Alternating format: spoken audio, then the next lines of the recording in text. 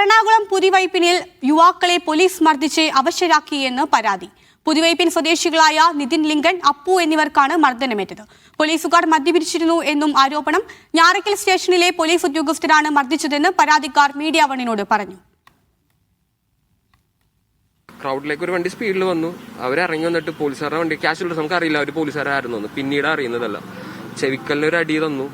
അതുകൊണ്ട് കുറച്ച് ഡിസിയാണ്, സംസാരിക്കാൻ കുറച്ച് പറ്റില്ല. പിന്നെ ബാക്ക് ഇഞ്ചറി ഉള്ള ഒരാളായിരുന്നു. പിന്നെ അവരൊരു സ്ഥലത്ത് പോയി എന്നെ ഓടിയിരുന്നു. നമുക്ക് കുറെ ഒരു 4-5 പേരുണ്ടായിരുന്നു.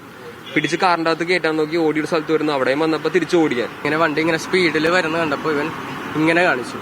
അപ്പോൾ ഇങ്ങനെ കാണിച്ചപ്പോൾ എന്ന് പറഞ്ഞു കഴിഞ്ഞാൽ നേരെ ഒരു വണ്ടി നിർത്തി, ഗ്ലാസ് താത്തി. അപ്പോൾ ഇവൻ ചോദിച്ചു വണ്ടി ഒന്ന് പതുക്കെ പോയിക്കൂടെ എന്ന് ചോദിച്ചു.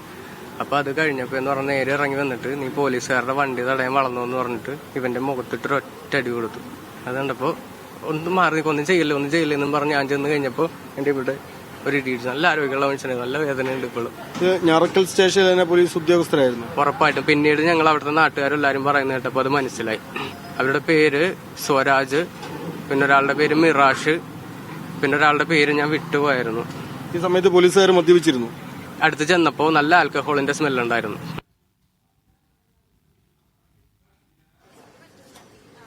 വിവരങ്ങളുമായി നിതിൻ സേവ്യർ ചേരുന്നു. നിതിൻ, എന്തായിരുന്നു പോലീസുകാരെ പ്രകോപിപ്പിച്ചത്? ഒപ്പം തന്നെ ഇവർ പരാതിപ്പെട്ടിട്ടുണ്ടോ?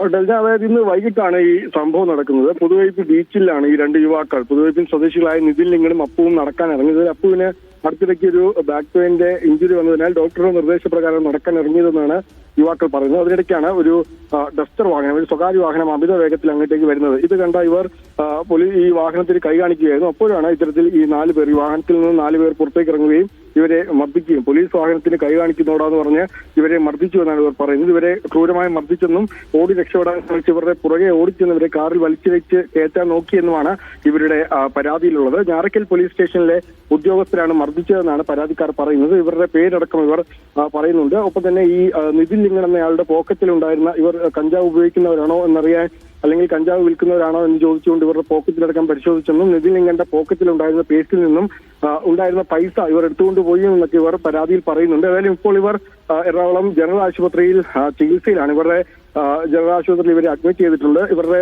മാതാപിതാക്കളടക്കമുള്ളവർ വലിയ തോതിൽ പോലീസിനെതിരെ പരാതി പറയുന്നുണ്ട്. നിതിൻ സേവ്യറാണ് വിവരങ്ങൾ നൽകിയത്.